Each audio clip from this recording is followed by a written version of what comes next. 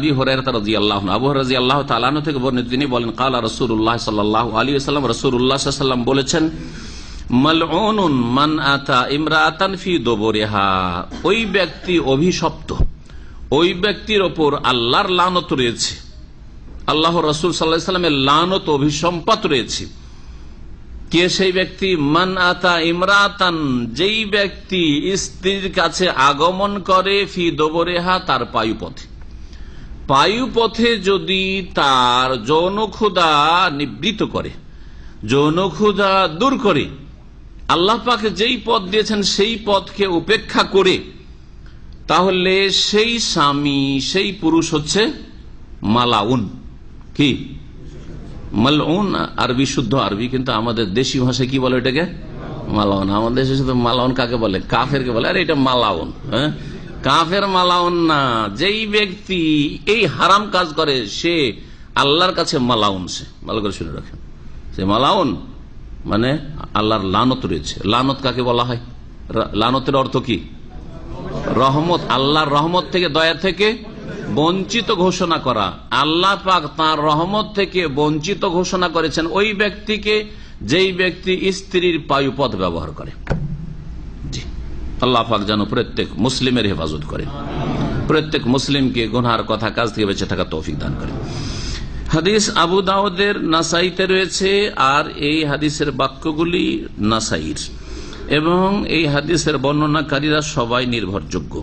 কেউ কেউ হাদিসটার মধ্যে মুরসাল হওয়ার আপত্তি করেছেন, কিন্তু কথাটি ঠিক নয়। ভাষ্যকার বলছেন আল হাদিস ও সাহিহুন, এই হাদিসটি হচ্ছে সহি, বিশুদ্ধ হাদিস। ইমাম শাফিও বর্ণনা করেছেন এবং হাদিসটিকে শক্তিশালী বলেছেন। ইমাম বাইহাকি বর্ণনা করেছেন ইমাম শাফি থেকে, ইমাম তাহাবি বর্ণনা করেছেন, ইমাম খাত্তাবি, এবং এর সনদ সহি। এর বেশ কিছু সূত্র রয়েছে, সহি সূত্র। দ্বিতীয় হাদিস এই বিষয়ের সাথে সম্পর্কিত। আব্দুল্লাহ বিন আব্বাস রাদিয়াল্লাহু তাআলা আনহুমা থেকে বর্ণিত, তিনি বলছেন কালা রাসূলুল্লাহ সাল্লাল্লাহু আলাইহি ওয়াসাল্লাম, রাসূলুল্লাহ সাল্লাল্লাহু আলাইহি ওয়াসাল্লাম বলেন, লা ইয়ানজুরুল্লাহু ইলা রাজুলিন, ওই পুরুষের দিকে আল্লাহর রহমতের দৃষ্টিপাত করবেন না, রহমতের নজরে আল্লাহ পাক বিচার দিবসে তাকাবেন না ওই পুরুষের দিকে। আতা রাজুলান, যেই পুরুষ অন্য কোন পুরুষের সাথে সমকামিতায় লিপ্ত হইল, হ্যাঁ, যেই পুরুষ অন্য কোন পুরুষের পায়ুপথে আগমন করলো, আও ইমরাআতান, অথবা স্ত্রীর পায়ুপথে আগমন করলো, যৌন ক্ষুধা দূর করলো, আও আতা ইমরাআতান ফি দুবুরিহা, কোন স্ত্রীর, নিজের স্ত্রীর অথবা অন্য কোন পুরুষের যদি পায়ুপথে নিজের যৌন ক্ষুধা দূর করে, তার উপর কিয়ামতের দিন আল্লাহ পাক রহমতের নজর দেবেন না। তার মানে আল্লাহ পাকের কি হইতে থাকবে? তার উপর গজব হইতে থাকবে, ক্রোধ হইতে থাকবে। রহমতের বিপরীত হচ্ছে গজব। রহমত মানে দয়া, আর গজব মানে হচ্ছে ক্রোধ। গজব হইতে থাকবে, লানত, অভিশাপ হইতে থাকবে। তাহলে আখিরাতে রেহাই পাবে না। কোথায় যাবে তাহলে? আল্লাহর রহমত হবে না, তো জান্নাতে যেতে পারবে? কারণ জান্নাত মানুষ নিজের আমল দিয়েও যাবে না। নবী সাল্লাল্লাহু আলাইহি ওয়াসাল্লাম হাদিসে বলেছেন আমলটা রহমত পাওয়ার উপায়, কিন্তু কি দিয়ে জান্নাতে যাবে? হ্যাঁ, লাইন ইয়াদখুলা আহাদুম মিনকুম আল জান্নাহ ইল্লা বিরহমাতিহি, তোমাদের কোন ব্যক্তি জান্নাতে যেতে পারবে না আল্লাহর রহমত ছাড়া। নবী করিম সাল্লাল্লাহু আলাইহি ওয়াসাল্লাম, আল্লাহর রহমত ছাড়া। সাহাবারা জিজ্ঞাসা করে, ওয়ালা আনতা ইয়া রাসূলুল্লাহ, আপনি আল্লাহ রসুল, আপনার আমল দিয়ে, আপনার দাওয়াত দিয়ে, আপনার ইসলামের এই খেদমত দিয়ে, তারপরে আপনি আপনার আমল দিয়ে জান্নাত যেতে পারবেন না? নবী সাল্লাল্লাহু আলাইহি ওয়াসাল্লাম বললেন, ওয়ালা আনা, আমিও পর্যন্ত, ইল্লা ইয়াতাগাম্মাদানি আল্লাহু বিরহমাতিন মিনহু ওয়া ফাদলিন, তবে আল্লাহ যদি তার রহমতে এবং তার অনুগ্রহে আমাকে তিনি ঢেকে নেন, তাহলে আমি জান্নাতে যেতে পারবো। এই হচ্ছে দিন। আল্লাহ পাকের রহমত ছাড়া জান্নাতে যাওয়া যায় না। এটা তো আখিরাতের বিষয়। দুনিয়ায় সমকামী পুরুষের শাস্তি, সমকামিতায় লিপ্ত পুরুষের শাস্তি, নবী করিম সাল্লাল্লাহু আলাইহি ওয়াসাল্লাম বলেছেন, যদি তোমরা এমন কোন ব্যক্তিকে পাও যারা কি করে, সমকামিতায় লিপ্ত হয়, ইযা রাআইতুম মাইয়ামালু আমালা কওমে লুত, যদি তোমরা দেখতে পাও এমন কোন ব্যক্তিকে, ধরা পড়ে তোমার এমন কোন ব্যক্তি, যেই ব্যক্তি লুত আলাইহিস সালামের জাতির জঘন্য নিকৃষ্ট পাপে লিপ্ত, সমকামিতায় লিপ্ত, তো নবী সাল্লাল্লাহু আলাইহি ওয়াসাল্লাম কি বলছেন? ফাকতুলুল ফাইলা ওয়াল মাফুলা বিহি, যে এই কাজ করে আর যার সাথে করা হয় দুইজনকেই হত্যা করো। দুইজনকে কি করো? হত্যা করো। ফাকতুলু, নবী সাল্লাল্লাহু আলাইহি ওয়াসাল্লাম বলছেন হত্যা করো। ব্যভিচারের ক্ষেত্রে পুরুষ নারীকে দুই ভাগ করা হয়েছে, তাই না?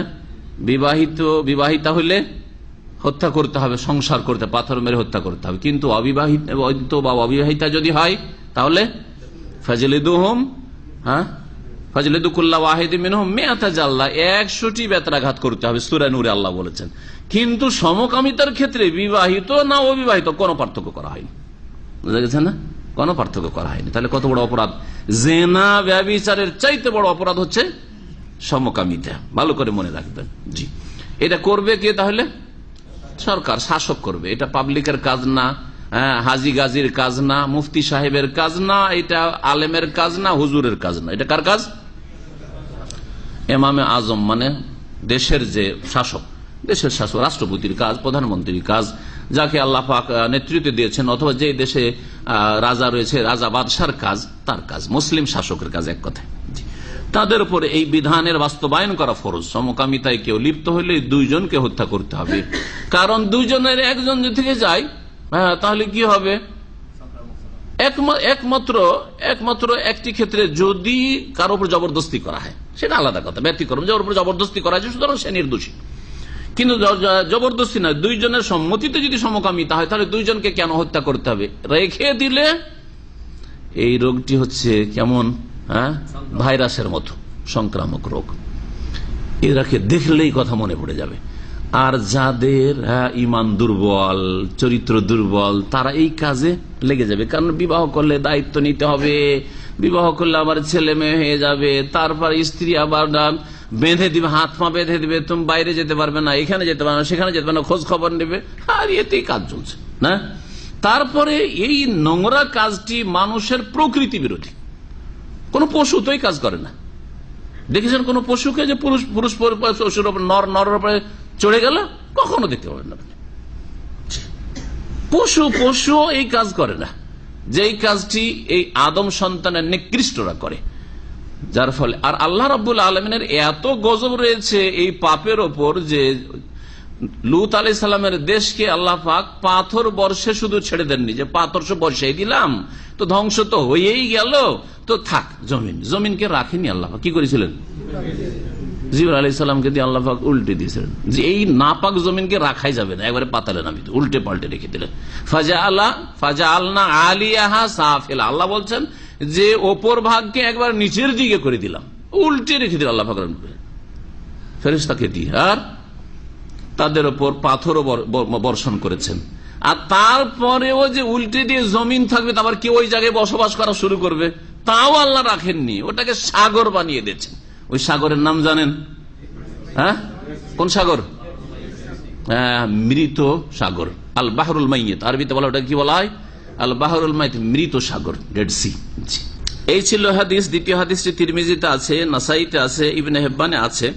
এবং হাদিসটিকে কেউ কেউ মওকুফ বলেছেন, মানে আব্দুল্লাহ বিন আব্বাসের উক্তি বলেছেন, কিন্তু হাদিসটি হাসান সনদের দিক থেকে। এবং বলছেন ভাষ্যকার যে যা মিন তুরুকিন কাসীর আন জামাতি মিনাস সাহাবা, এই হাদিসটি শুধু আব্দুল্লাহ বিন আব্বাস থেকে না, অনেকগুলি সূত্র থেকে বেশ কিছু সাহাবায়ে কেরাম, একদল সাহাবায়ে কেরাম থেকে বর্ণিত হয়েছে, যাদের একজন ওমর আমিরুল মুমিনিন, আলী, আব্দুল্লাহ মাসউদ, জাবের, আব্দুল্লাহ বিন আব্বাস, আব্দুল্লাহ বিন ওমর, বারা বিন আযিব, আনাস, আবু যার, উকবা বিন আমির, আলী বিন তালাক বিন আলী। কতটি হলো? 12টা হয়ে গেল মনে হয়, না ভুল করলাম? এতগুলি সাহাবায়ে কেরাম এই সমকামিতার ক্ষেত্রে যে হাদিস, যে মালাউন, যে সমকামিতায় লিপ্ত হয় বা স্ত্রীর পাইপথ ব্যবহার যারা করে, তাদের আল্লাহ পাকের লানত, অভিশাপ রয়েছে, এই হাদিস বর্ণনা করেছেন। আর এতগুলি সূত্রের মধ্যে কিছু কিছু হাদিসের দুর্বলতা থাকলে ভাষ্যকার বলছেন যে কালাম, এই যে সূত্রগুলি রয়েছে এগুলিতে কিছু কিছু আপত্তি তোলা হইলেও ওয়ালাকিন মা কাসরাতি তরুক, অনেকগুলি সূত্র থাকার কারণে, ওয়াখতিলাফির রওয়াত, আর একজন বর্ণনাকারী না, বহু বর্ণনাকারী হওয়ার কারণে, ইয়াসুদ্দ বাযু তুরুকিহা বাযান, একটি সূত্র আর একটি সূত্রকে শক্তিশালী করে, ফাহুয়া হাসানুন আও সাহিহুন, সুতরাং এই হাদিসটি সর্বনিম্ন হাসান, আমলযোগ্য, অথবা সহিহ। ওয়াকাদ ইহতাজ্জা বিহি ইবনু হাজম, ইমাম ইবনে হাজম রহমতুল্লাহ আলাইহি এই হাদিসকে দলিল হিসাবে পেশ করেছেন। যাই হোক, এই বিষয়টি যে হারাম আর এই বিষয়টি যে নিকৃষ্ট কাজ, এই পাপটি আর নোংরা কাজ, সবচেয়ে নোংরা কাজ, এটা সর্বজন বিদিত স্বীকৃত কোরআনে বা হাদিসে।